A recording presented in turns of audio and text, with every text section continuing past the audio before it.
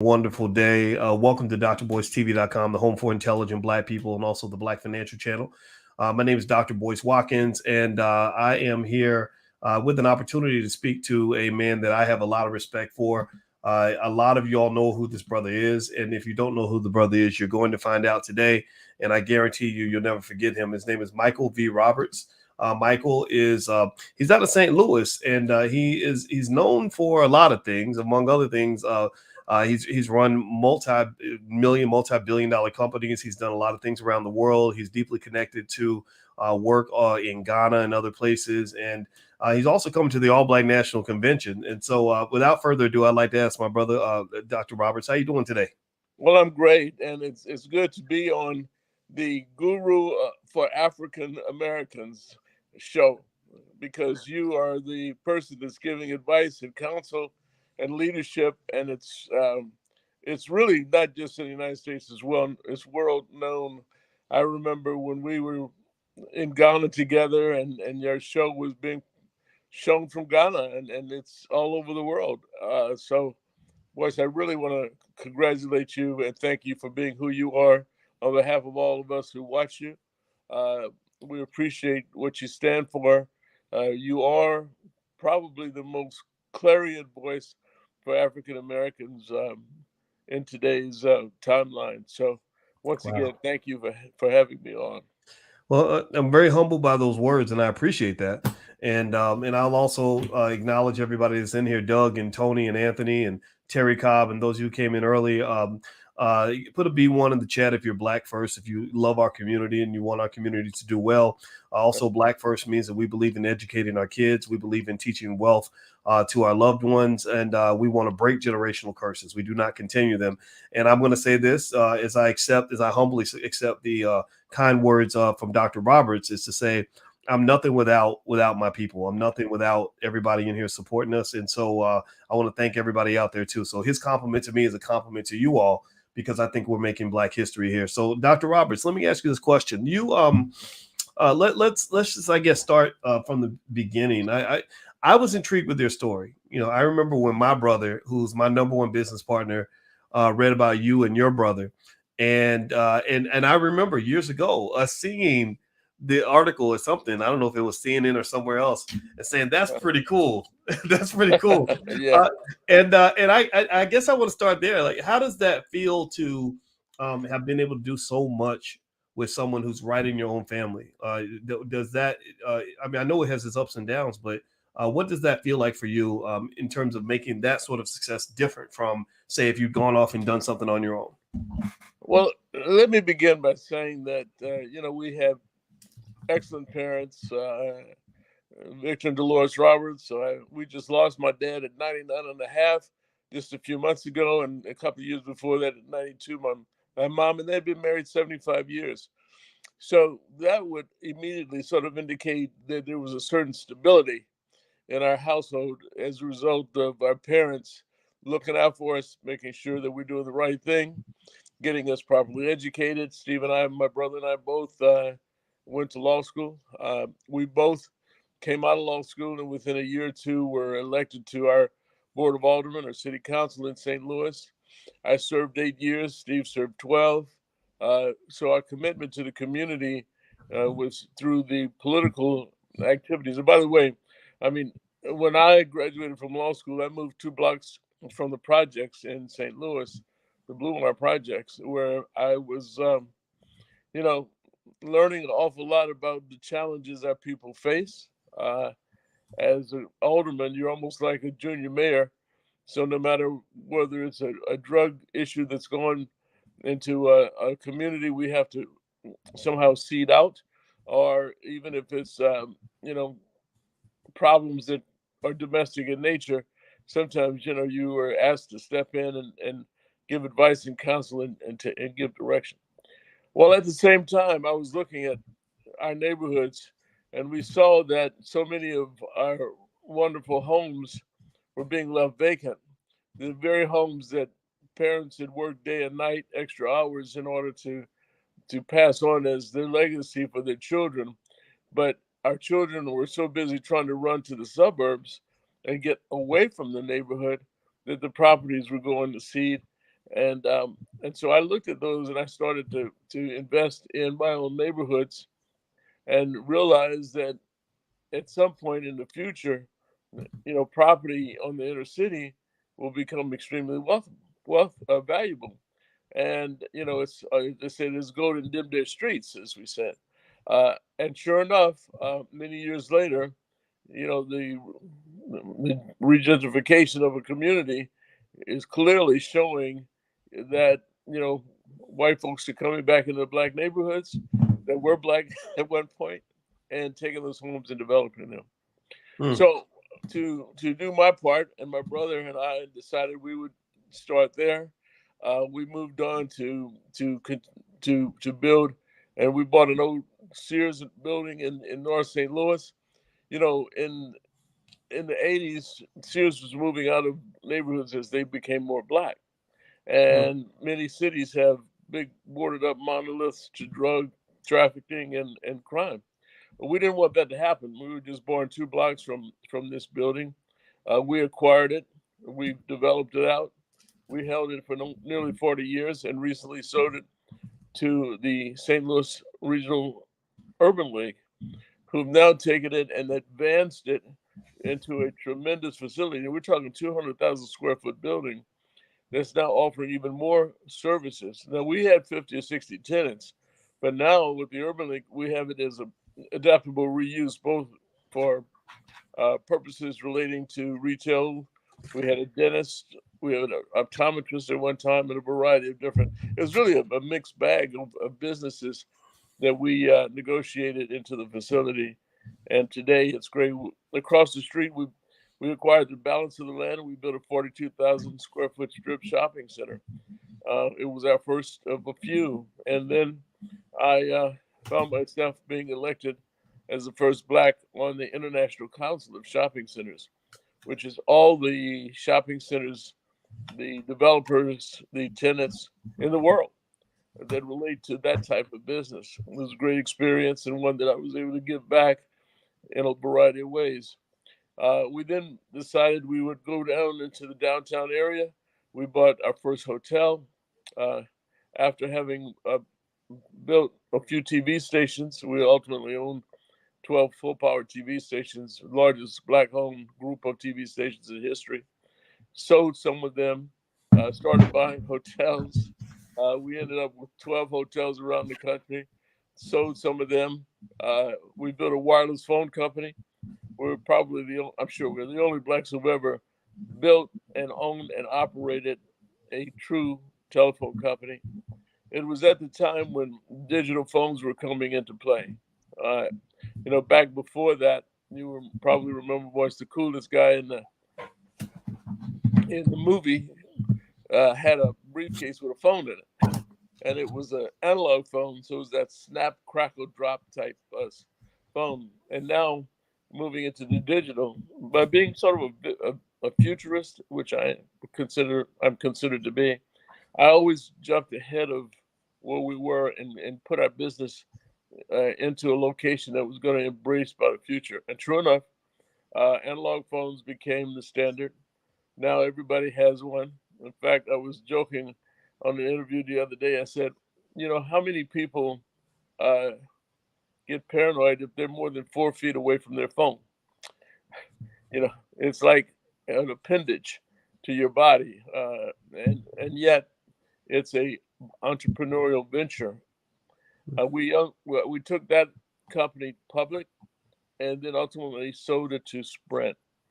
Uh, Began some investments in the Bahamas. We're the largest African American developer in the New Providence or Nassau area, which is again, just one more pleasure. And now I'm looking at opportunities in Africa. Um, but saying all of that, setting an example for young and emerging entrepreneurs, as well as seniors who are now free of children with more money and better education they've ever had, that they need to go after their dreams, which they still have. And if you have a dream, the first thing you have to do is you have to wake up.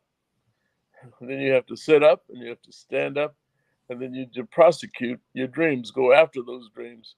And this is what I'm hoping, that as people read my two business books, Action Has No Season and Action Has No Season 2.0, that they'll see that, a kid from, in this case, North St. Louis, we weren't rich, we weren't poor, we just never had any money, could, build a company that, as you said, CNN once declared it to have a valuation of close to $1 billion.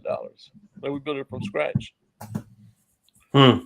Interesting. So, and everybody who just came in, I'm speaking with Michael V. Roberts, who is an entrepreneur. He's the author of a couple of books, actually. Action Has No Season and Action Has No Season 2.0. So I encourage you guys to go look for those books. And also, as you come in, hit the thumbs up button, thumbs up, share, subscribe. I'd be curious to ask you this, Dr. Roberts. So, as you know, public schools and universities don't teach people to become millionaires or billionaires. They just, that's not in the curriculum. Everybody can't do it. That seems to require a specialized education that goes beyond just what you learn in school. Now I know you went to school. You went to law school, and I'm sure you did very well. But what would you say to, say, a 19-year-old who is trying to become just like you, who says, okay, in 20, 30 years down the line, whatever it is, I want to be able to say I own hotels, I own cell phone companies, I've started, you bought a lot of property, you've done a lot of real estate work. What kind of education would they get to be able to do those things? Well, the first thing I would say to them is, although the brick and mortar business model continues to exist because people need places to eat, to shop to some degree, even though Amazon is making that more and more difficult for stores to function. Let's face it, there's an emerging world of technology. It's the new revolution. And in that, there are areas that I'm hoping we'll see more of our HBCUs tackle, and that is areas involving artificial intelligence, machine learning, robotics, the metaverse. Um, I think that cybersecurity is something that will touch, all businesses when it's all said and done. And there needs to be experts and business people who can come in and advise and counsel in these areas. We're going to see autonomous cars, meaning that they'll be driverless. Imagine one day you're going to have a child who's going to school. You're going to put that child in an autonomous vehicle, a driverless vehicle, who will take them to school, but only the teacher would have the code to open the door and let them out. Uh, the future is amazing. Over the next 10 years, and I ask this when I go out and speak to presidents of our HBCUs, our Black colleges and universities. I have a group called the RIG, Roberts Innovation Group. We meet every Thursday morning. And each of the subject matters I just described is an expert. For example, there's a great expert in drone technology. And what we did last summer was go into Mississippi, where one of our members of the RIG group had an elementary school grant. And we actually went in and taught how to operate drones.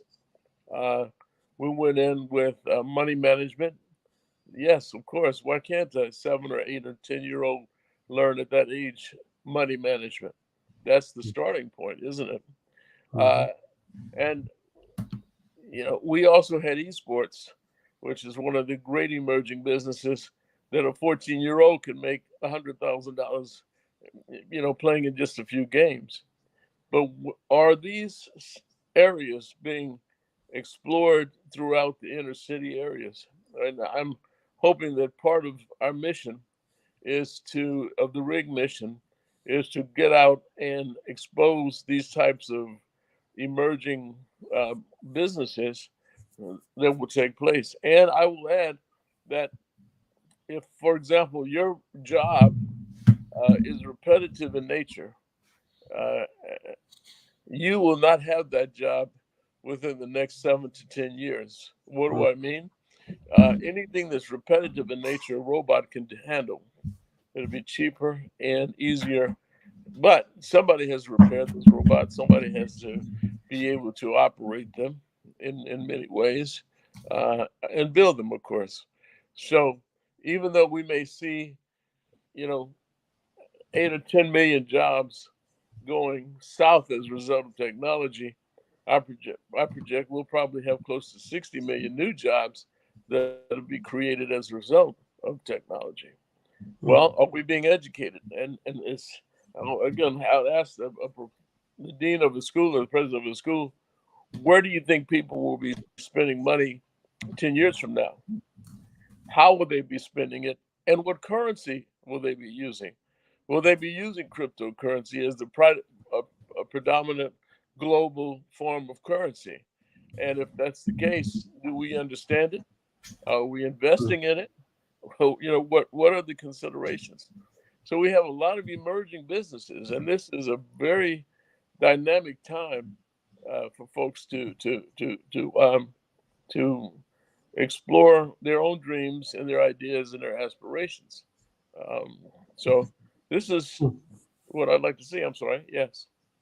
No, I was going to say that what you said makes sense. I used a really important word a second ago. Or you used a lot of important words, but one that popped out is invest. What I see as far as a pattern in your life and in the lives of many people I know who were able to win this economic game is that ability to see the future and to invest in the future right now, right? To plant your seed right now so that when the harvest comes, you're ready to collect.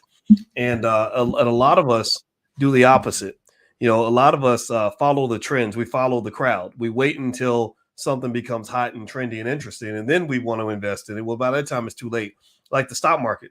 The best time to invest in the stock market is now, not when the market's going up. You invest while it's going down, and then you catch the wave going up. And I think a lot of people don't get that. And I'd be curious to know. You talked about, for example, with HBCUs, training young people to be able to take those positions as they become available, which is important. And that's a type of investment.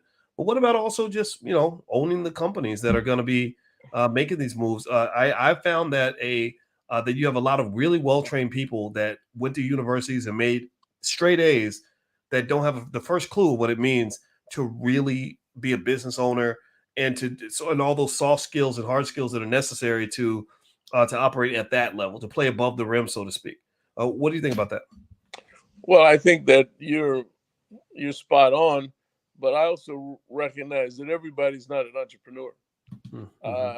Some people just are not ready to handle the risks of an entrepreneur, and yet everyone has a dream of an idea. So I like to tell people that really you need to fulfill your dreams. In fact, in my book, Action Has No Season, I coined the word the actionaire.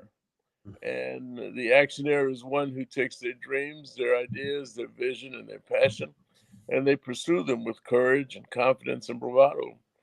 And I just tell folks, if you can eliminate the fear of failure, you'll probably find yourself in a very interesting and new space in life. And when I say that, let's break it down into two words. The first word is fear. Fear is just a mental construct. It's not of nature. You weren't born with it. It's something that you allowed to enter your psyche. And if you've allowed it to enter in, can't you potentially have it discarded at the same time? Second word, failure. I submit to you, there's no such thing as a failure. You might ask why. Well, every day when you wake up, you're given 86,400 seconds. That's 24 hours. This is kind of an existential approach. But every moment that exists, you either use it or you lose it. And if you are a person who recognizes the importance of trying and making a move, yes, perhaps a marriage doesn't work out, perhaps a business doesn't work out. Is it really a failure, or did you learn from the experience? Was it nothing more than an experience that wasn't as you would have liked the outcome to be? Or was it, therefore, an experience that you learned and grew from? So I like to have people eliminate the whole word failure from their vocabulary. I want you to feel that by taking a risk and going out and giving it a go, uh, that you will learn from it and you will be a better person as a result of it. And so, therefore, don't lay back and wallow in some kind of "I wish I hadn't done it" attitude. More so, look at it more objectively and say, "Okay, I get it. I didn't do it right this way, or I could have done it slightly different. Let's analyze it. Let's move on." And that's what I've done. Because frankly, there's many businesses, and I've done hundreds, and I've employed close to 11,000 people. 99% were black, by the way. And there are many businesses that didn't have the outcome that I wanted. So it's not like everything you touch turns to gold. No, I mean, some of it turns to a flat product that you don't even want to smell or touch. So it happens. That's the reality of life. That's the world that we live in. But if you're going to be in this America, if you lived in a socialist nation, you'd call yourself a socialist.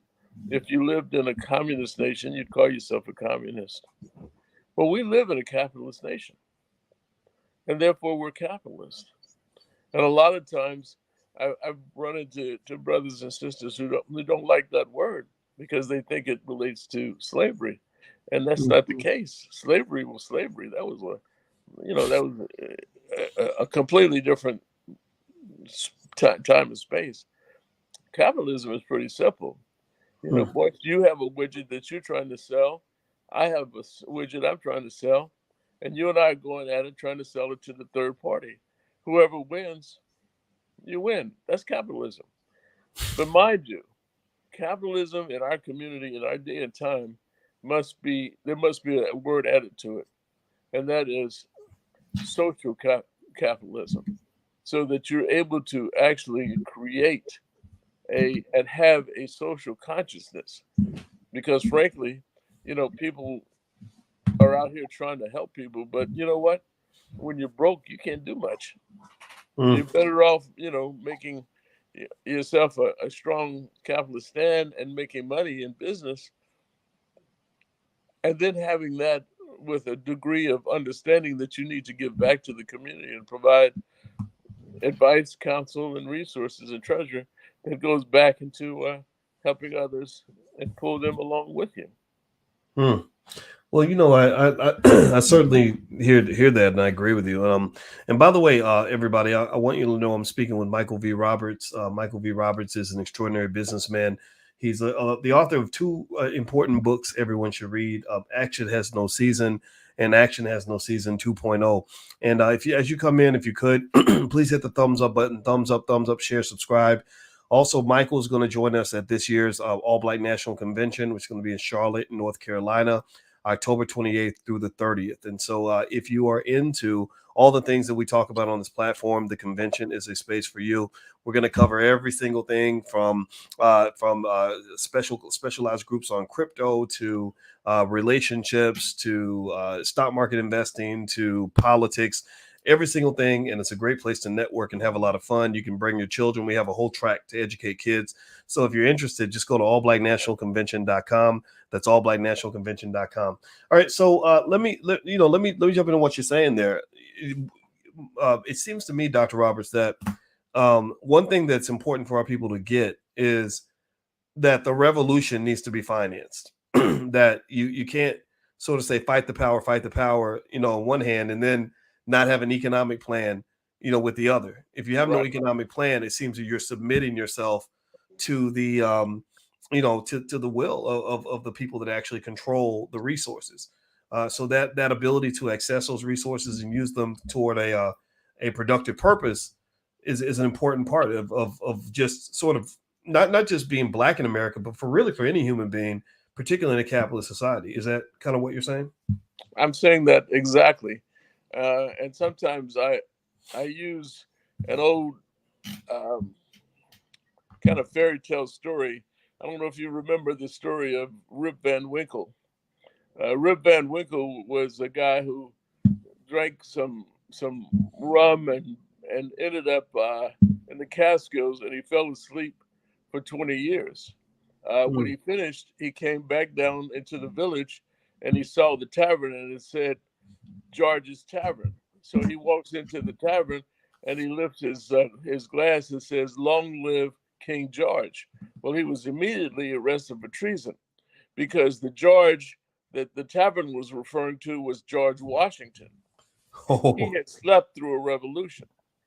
wow. And so I want us not to be Rip Van Winkles. I don't want us to sleep through this technology revolution that's taking place.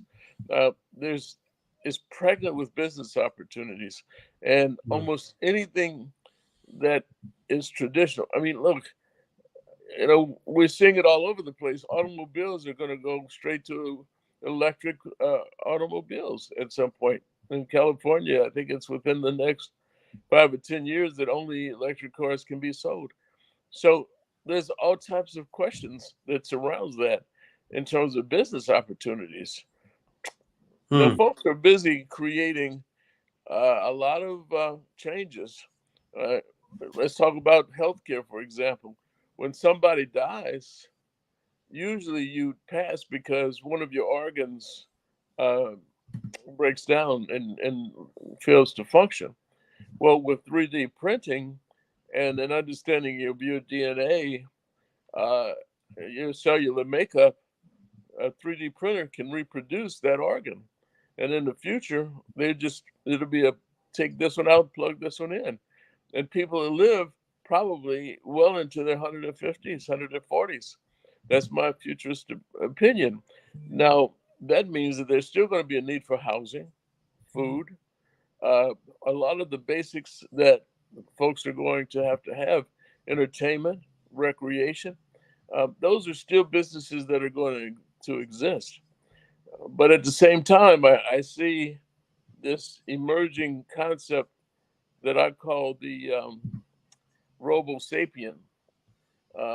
You've got the Homo sapien. This is going to be a robo sapien, and that's similar to uh, the concept that in your they're going to be types of chips that's going to have the type of data that's going to provide you with infinite knowledge, and that chip might be the size of a grain of salt. I'm sorry, a grain of rice, and it can be placed in your brain, and then you'll have this data that's going to be similar to the data that you have in your cell phone, and everybody has one. You know how it's almost infinite data.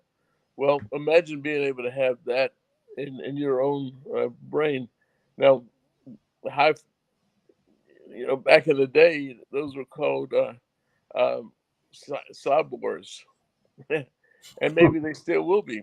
But the question is, will we become a different kind of species, a robo sapien? Uh, and when that happens, what's going to be the case when you have this interesting uh, capability in your brain, and suddenly a brain hacker comes along and controls you in some kind of strange and weird way. Well, I hope what I'm doing now is I'm disrupting everyone's mind and life, because without a form of disruption, we continue to do the same things over and over. And that's not going to be how we will be able to survive and become good capitalists and entrepreneurs in the future. We have to look at the good, the bad, and the ugly, and then we have to figure out where will we fit in.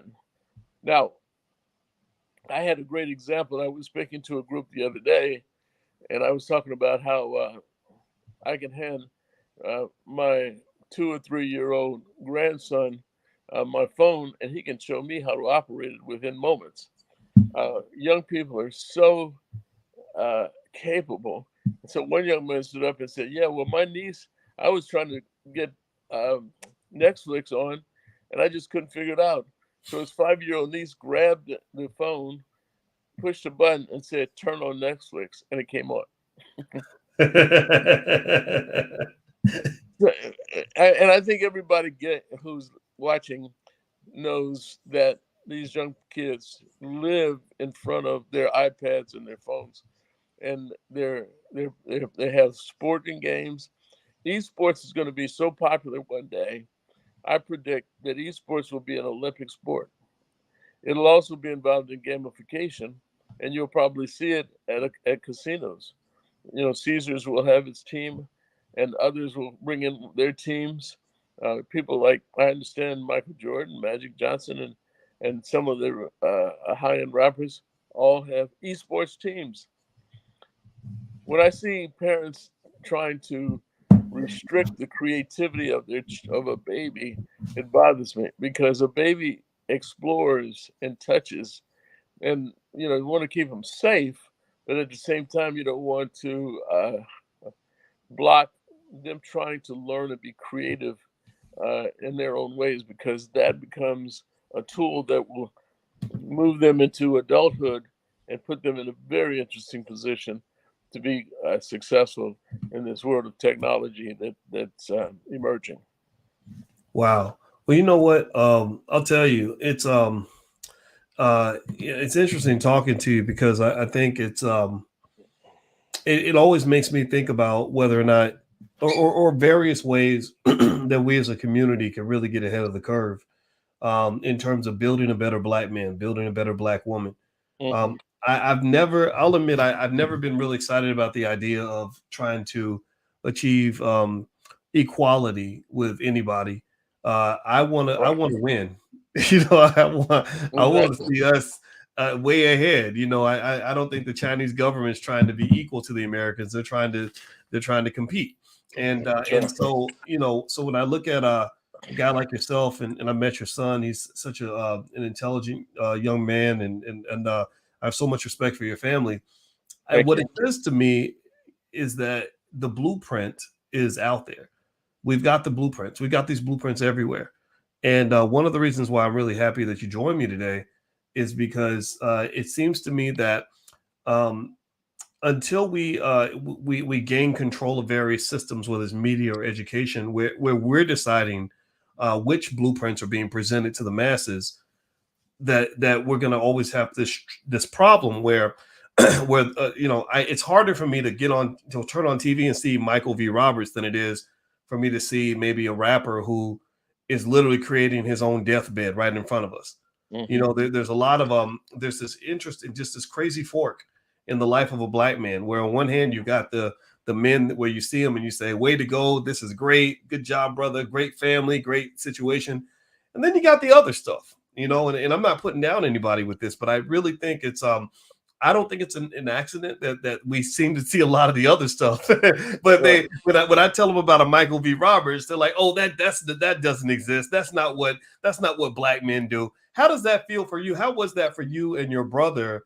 To be given such an extraordinary upbringing where you were raised to be intelligent and accountable and all these other things that you have. When you're kind of surrounded by people who maybe weren't raised the same way, what was that like for you? Well, it's a good question. It puts you into a immediate teaching mindset, because you can either walk away and just ignore. Of course, and there are some people you better off just doing that with, or you can reach out and help uh, change the mindset so that they understand, subjects like I wrote in my book, how to handle a predicament. Uh, it's you can't reach everybody, but I feel that everybody has a book inside of them, and they should write it, because they have stories that they should be able to share with their family and others. And I really believe we have to leave a legacy that does that.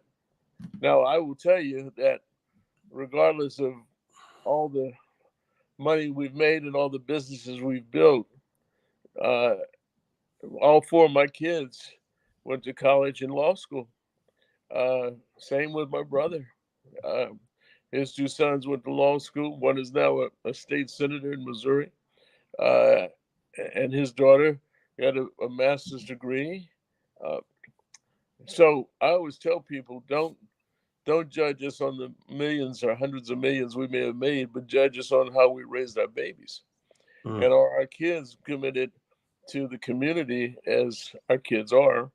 to be able to give back, so that we can be able to create generational wealth that's sustainable. Because too frequently, if you have generational wealth, after about the second or third generation, it dissipates. So it's also, how do you raise your children to value the importance, yes, of course, of education, but they value the importance of a dollar. And how does that work? And how do you understand saving as well as investing? And is investing really a form of saving? Well, the answer is yes, it is. So, you come with all of the, there's no do-it-yourself kit, certainly, but I like the idea of being able to set myself out. My brother does the same thing. My kids are doing the same thing, as examples. Mm. Because like I told you, for 10 years, I lived 2 blocks from the projects. So as I tell people all the time, boys, don't let the light skin fool you. I got plenty of street cred. Well, Yeah, I got a light skinned wife who also goes through that, that perception of light skin privilege, and they don't know she grew up in Gary, Indiana. At the time she was there, it was the right, murder capital of the United States. And so it's kind of hilarious that somehow we think that light skin, means more than what it doesn't mean anything. right. So I got a light skinned father who has actually killed people. So it's kind of a funny thing. There you go. Interesting. Well, I tell you, I know you're a busy man, I'll ask you one more question, then let you go. But I'll say this, everybody, if you could say something in the chat, give a digital thank you to this brother for the great work that he's doing, the great example that he's setting, and the great lessons that we can learn. I want to just tell everybody, these are your teachers. You don't need to go to school to get your teachers. Your teachers are right here in the community. And these are the people that I look to. I look to yourself, other guys that I just respect so much. George C. Frazier, you and I both know George and love him to death, and or love him to life, and just quite a few others. Dr. Claude Anderson, Kenny Gamble, Minister Farrakhan. I've sat with him a few times, and it's one of those things where, for me, as a black man, I always felt like I needed to look around and find pieces of people that could help me build the kind of man that I wanted to be. I would turn on the TV and I didn't see, I'd see stuff and I'd say, no, I don't want to do that, because I'll end up Right. dead. If I do that, I'll end up in prison. Right. I don't want these babies' mamas. I want to have a good life. I don't want to be stressed out. So I hope everybody watching, will give me a verbal confirmation in the chat that you'll share this interview and introduce your children to people like Michael V. Roberts. And I hope you'll allow me to just say this, Dr. Roberts, because I really, I'm feeling passionate about this. This man, this is Black history. This is your Black history. Your Black history is not the stuff they teach you in school. Sure, we know about the historical figures and all that, but you need to pick your own heroes, and these are the people that you need to bring to your children. And in fact, I might get beat up for even saying this, but back in the day, before Dr. Ben Carson became the political figure that he is now, my mother knew him as this extraordinary surgeon who was making history with the work he was doing. And my mother used to tell me stories about Dr. Carson when I was a kid, because he was, he was born to a young single mother like me. Me and my mother were born in the projects. She was 16 years old when she got pregnant. She did marry my stepfather, about 4 years later, but still, and what it did was it made me say, okay, this is where I want to go. Education is the key.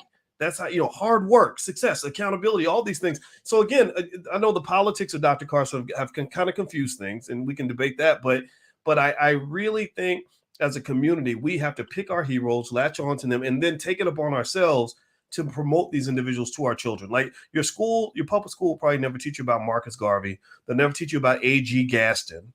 They'll never teach you about Michael V. Roberts, but that's okay, because that's our job. So Dr. Roberts, I'll give the floor to you for the last question. So what's next? Tell me about, okay, so you're coming to the convention. Yeah. Everybody watching, if you come to the All Black National Convention, you can meet Dr. Roberts right up close and personal. He's a cool guy. He'll be around. You can shake his hand. You can talk to him and everything else. Tell me about some of the work you're doing, particularly in Ghana. You and I went to Yeah. Ghana a couple years ago, right before the pandemic. It was a transformative experience. What's sort of next for you? Maybe you can start in Ghana if you want to. Well, let me just say, I was with a number of kings last night, where I received the Presidential Lifetime Achievement Award, uh, and with me, who also received that from President Biden, uh, was George Frazier, who, of course, you just named, and my dear friends, the Minister Louis Farrakhan, who's stayed at my house in the Bahamas, who's uh, I've dined at his home. I was one of the largest organizers in St. Louis for the Million Man March. So, notwithstanding, being able to take three companies public, or being involved with taking three companies public, uh, ringing the bell at Wall Street that people see people ring every morning. I was there, my brother and I, when we were involved with one of the companies that we took public. Uh, so there's nothing wrong with being able to have this expansive life concept. I'm a I'm a member of Kappa Alpha Psi fraternity, where I would receive the highest award that could be given by a fraternity to a brother, the Laurel Wreath. I'm a 33rd degree Mason. Uh, my point is, there's a variety of things that we can be diverse. You see, and so as you look at reaching across the pond to our motherland of Africa, uh, we got to recognize that it is the wealthiest continent on the face of the earth, and yet it's the poorest. Uh, and that's because, the materials, the valuables, the gold, the diamonds, the bauxite, the cocoa that's going all over the world is coming from Africa. Hmm. If you look at cocoa, for example, there's about $5 billion worth of cocoa that leaves um, Africa, mostly the Congo, and yet it's $100 billion business, but only five stays in Africa. So what does that say? That tells you that maybe what we need to do is go over and look at processing companies, so that it's processed in the country that it's harvested from, which will create jobs and create commerce and begin to place those of us in the diaspora to be able to go back home. As you know, they installed me as a king in Ghana, in the Adat region. You were part of the Kubo Kante family. Uh, and so, uh, but you don't have to call me Your Majesty. But I don't mind.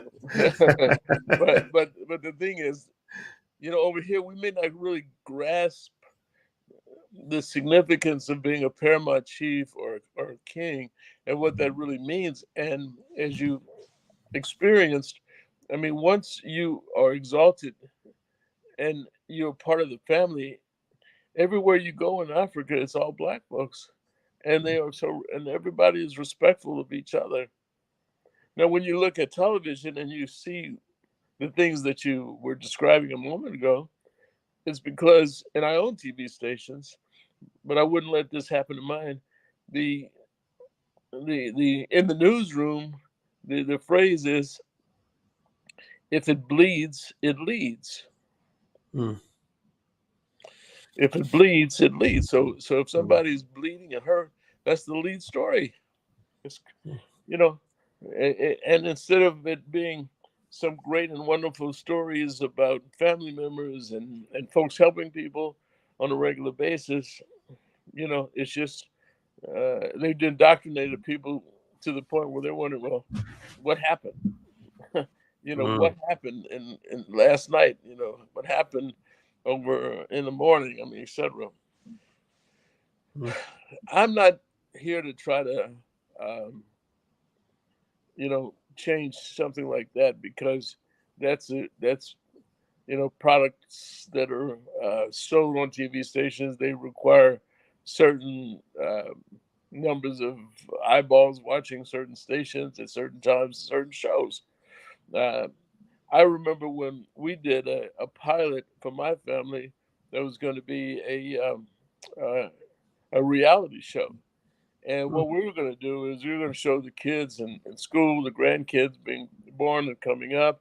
We were going to show the whole lifestyle that created, who we are.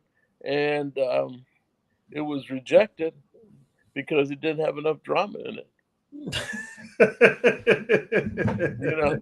Well, they needed people, fighting and cursing and acting ignorant. And I'm serious. Think about it. What reality shows do you see that portrays African Americans in a positive light? But what they don't understand in the business world, there's a lot of drama.